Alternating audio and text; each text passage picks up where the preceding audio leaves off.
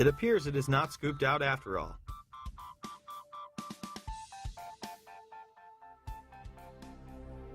Members of the media were reporting that the building had collapsed due to structural damage and fire, more than 20 minutes prior to it going down.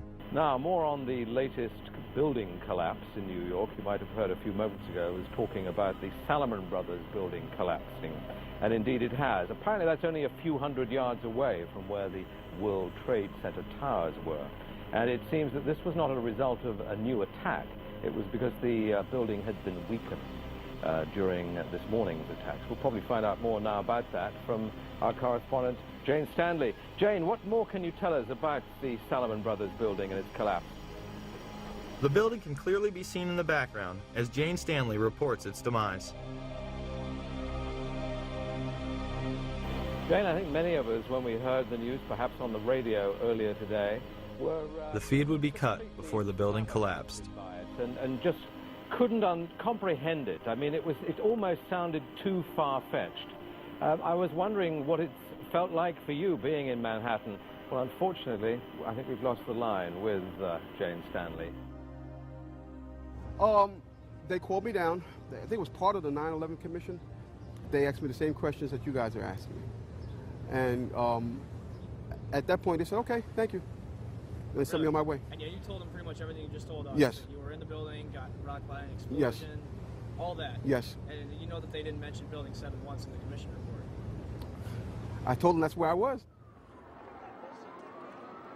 It was very, to tell you, it was very scary because they looked like very important people. Yeah. They were questioning me about certain things. And, I don't know if they liked the answers I gave. I could care less. I gave my account of it, the truth, and that was it. That day I'll never forget. And the explanations that were given to me is totally unacceptable. Totally unacceptable. I'm just confused about one thing, and one thing only. Why World Trade Center 7 went down in the first place. I'm very confused about that. I know what I heard. I heard explosions. The explanation I got was it was the fuel oil tank. I'm an old boiler guy. If it was a fuel oil tank, it would have been one side of the building.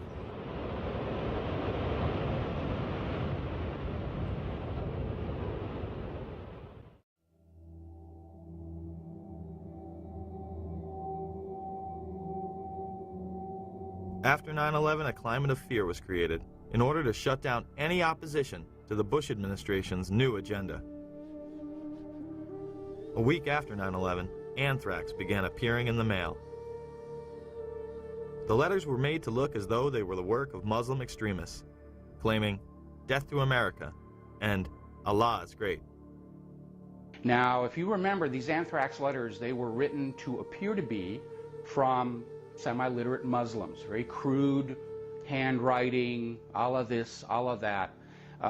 They really do look more like movie prop letters than real letters. The targets were government buildings, media outlets such as CBS, NBC, the New York Post, and politicians such as Senator Daschle and Leahy, two members of the opposition party.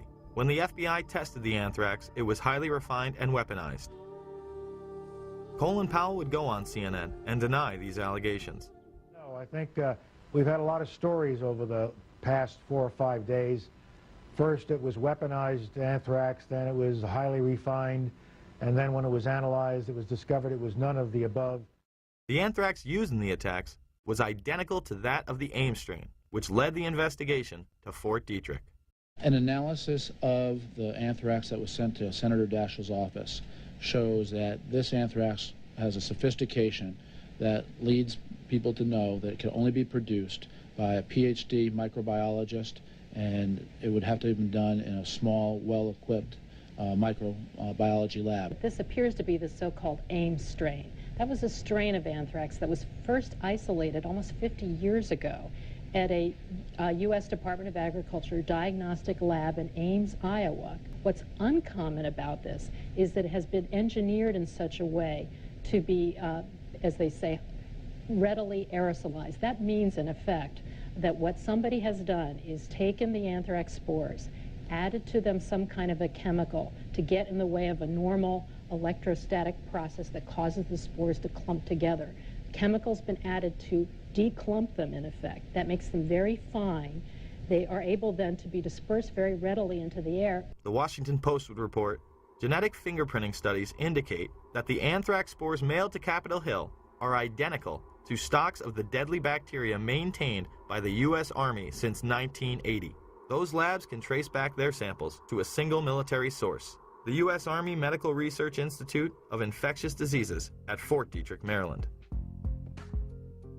It's been made quite clear that Al-Qaeda wasn't behind this. It is a specialized biological weapon only produced by our military in one facility.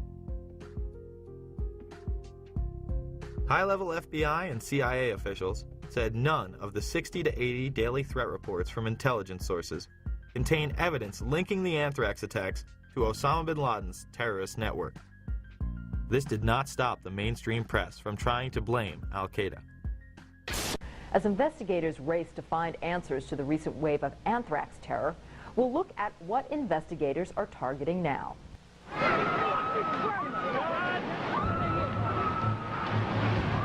Since September 11th, Americans have been put on alert.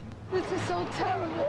Investigators are trying to ward off more attacks by dissecting the terrorist plan for September 11th, looking for patterns, methods, associates that could reveal what else terrorists had in mind.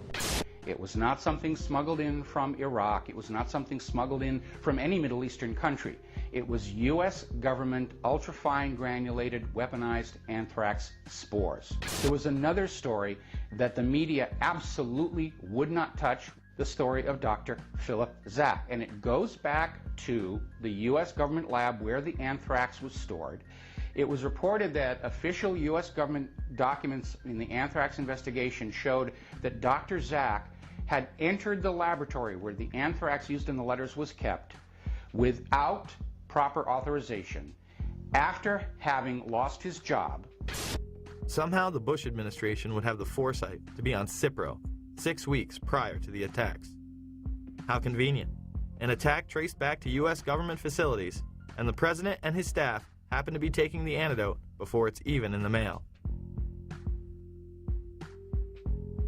Judicial Watch would file suit against the administration for its actions. Well, this is another good example of how certain people consider themselves to be above the rest of us. On September 11th, I think it'll come as a shock to a lot of people, but it's been reported by the New York Times and other major news organizations and confirmed by the White House. The President's office and Vice President's office went on Cipro, the antibiotic that was used to combat anthrax. The White House went on Cipro. It must have known that either an attack was underway or was imminent. It shows you that some people in this country are less than equal and are not treated like the political elites.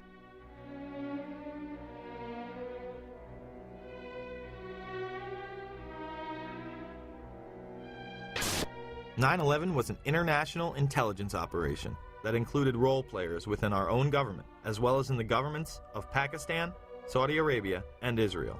Each played a compartmentalized role in order to create a climate of fear and confusion.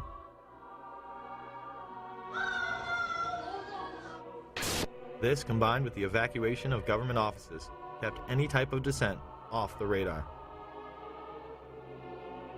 It was a time when Americans felt they needed to rally around their leaders, and they did. I can hear you! And the people who knock these buildings down will hear all of us soon.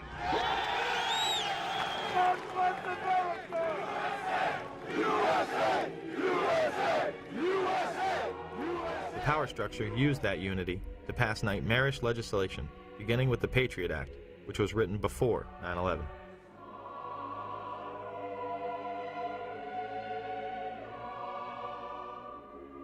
Homeland Security was in place prior to 9/11 as well. Another piece of this, which is something that has been well known to you all, is that the creation of the Office of Homeland Security was something that was planned even before September 11th. The Bush administration had even written up the plans to invade Afghanistan the week before 9/11.